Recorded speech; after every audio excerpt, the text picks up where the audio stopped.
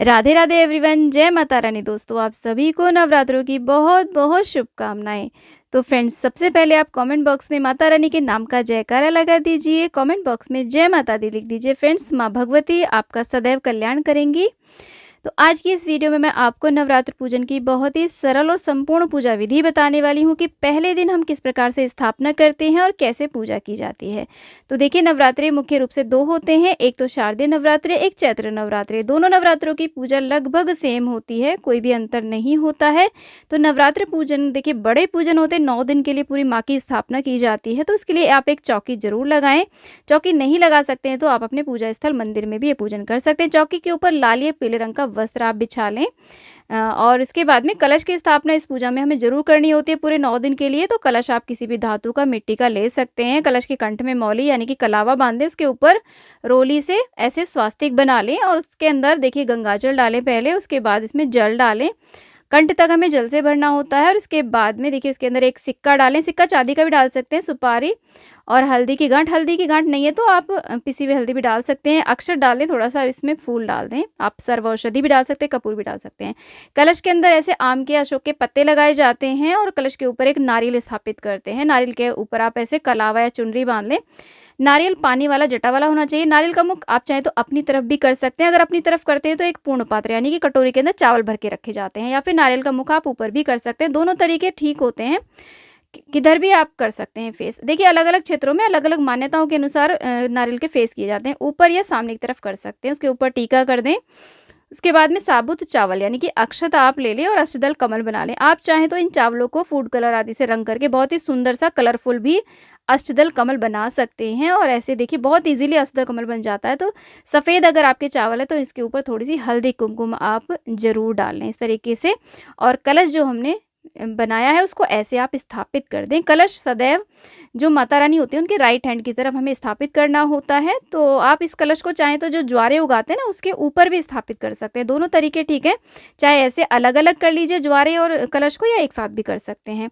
फूलों का या चावलों का आसन दे करके आप माता रानी के, देखिए आपके पास जो भी प्रतिमा हो, फोटो हो, उन्हें आप विराजमान करें। गंगा जल आदि से उन्हें साफ कर लें।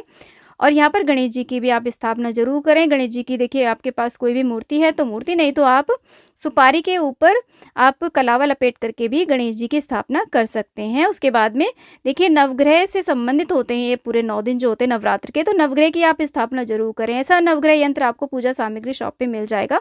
किसी भी धातु का आप छोटे साइज का ले आइएगा, उनकी स्थापना करें। नहीं तो आप चावल की ढेरियाँ लगा करके 9 उनके ऊपर सुपारी रख के भी आप नवग्रह की स्थापना कर सकते हैं।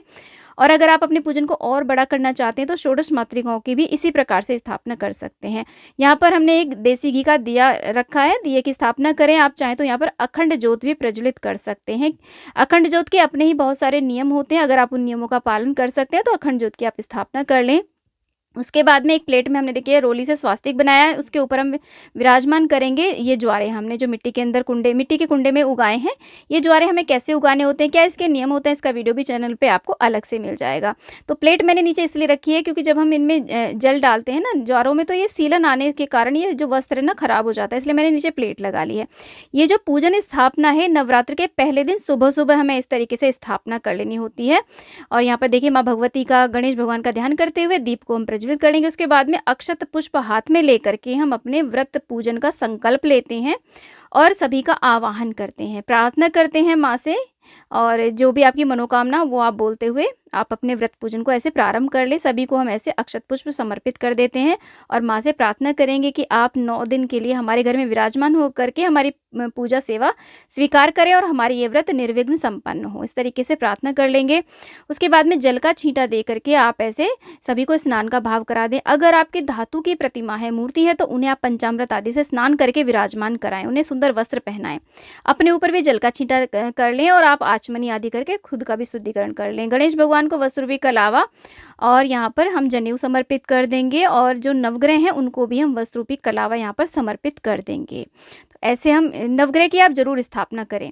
और उसके बाद में माँ को हम चुनरी समर्पित कर देंगे। आप चाहें तो देखिए श्रृंगार की सामग्री पहले दिन भी समर्पित कर सकते हैं, पूरे 9 दिन के लिए उस सामग्री को ऐसे रखे रहने दें, या नवरात्र के किसी भी दिन आप श्रृंगार की सामग्री माँ पर चढ़ा सकते हैं, 7-8 में भी आप चढ़ा सकते हैं। उसके बाद में सभी को हम चंदन से तिलक करेंगे। यहाँ पर वरुण कलश देव का साथ में पूजन करेंगे और गणेश भगवान का, नवग्रह का, माँ का ऐसे। और हमारी जो तस्वीर है ना, इसमें पिंडियाँ हैं, तीनों माँ की पिंडियाँ हैं, तो उनको ऐसे हम सभी को टीका करेंगे। उसके बाद में हम रोली से टीका करेंगे, सभी को अक्षत समर्पित कर देंगे इस तरीके से। और जो ज्वारे हमने उगाए ना, उनका भी हम टीका करेंगे, अग्निदेव का भी हम पूजन कर लेंगे।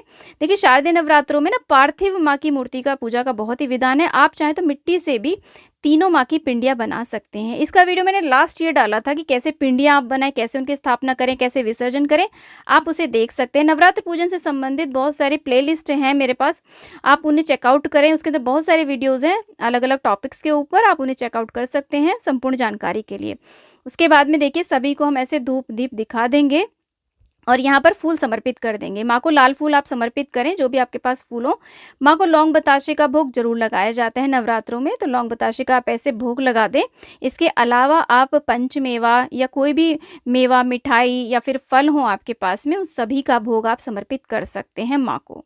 तो ऐसे देखिए हम फलों का भोग लगा देंगे। लौंग बताशे का भोग हमें जरूर लगाना है। आप पान का भोग भी, मीठे पान का भोग भी माँ को समर्पित कर सकते हैं। तो ऐसे हमने यहाँ पे फलों का भोग लगा दिया। उसके बाद में एक जल का लोटा हम पास में भर के रखते हैं और हाथ में फूल या अक्षत ले करके यहाँ पर नवरात्र की एक कथा सुनी जाती है। नवरात्र की कथा का वीडियो भी आपको हमारे चैनल पे मिल जाएगा। आप यहाँ पर देखिए दुर्गा सप्तशती का भी पाठ कर सकते हैं, आप चाहें तो दुर्गा चालीसा का भी पाठ कर सकते हैं।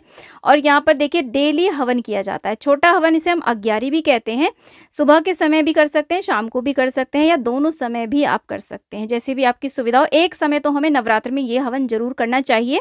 तो ऐसे हमने गाय के गोबर का उपला सुलगा लिया, उसके ऊपर घी कपूर डाल करके, और यहाँ पर देखिए अग्नि कुंड का जो हमने हवन कुंड लिया है ना, उसका भी आप पूजन कर लें। ऐसे अग्निदेव का हम आवाहन कर लेते हैं। उसके बाद में यहाँ पर थोड़ी सी घी की आहुतियाँ हम देते हैं। तो जो भी आपको माँ के मंत्र आते हो उनको बोलते हुए आप आहुति दे सकते हैं। सबसे पहले देखिए लौंग बताशे का भोग यहाँ पे समर्पित करें। आप पान का भोग भी अग्नि में समर्पित कर सकते हैं। और इसके बाद में देखिए घी की हम आहुतियाँ दे देंगे। अब सामग्री लेंगे। देखिए सामग्री कैसे बनाई जाती है, इसका वीडियो भी हमारे चैनल पे उपलब्ध है। आप देख सकते हैं कि नवरात्र की सामग्री आप कैसे तैयार करें। तो यहाँ पर 5, 7, 11 जितनी चाहे उतनी आहुतियाँ आप दे सकते हैं। आप ओम दुम दुर्गे नमः, ओम ऐं ह्रीं क्लीं चामुंडाय विच्चय नमः बोलते हुए आप ऐसे आहुतियाँ दे सकते हैं। या माँ का जो भी मंत्र आता हो, माँ का कोई मंत्र भी नहीं आता ना, तो जय माता रानी बोलते हुए आप आहुतियाँ दें।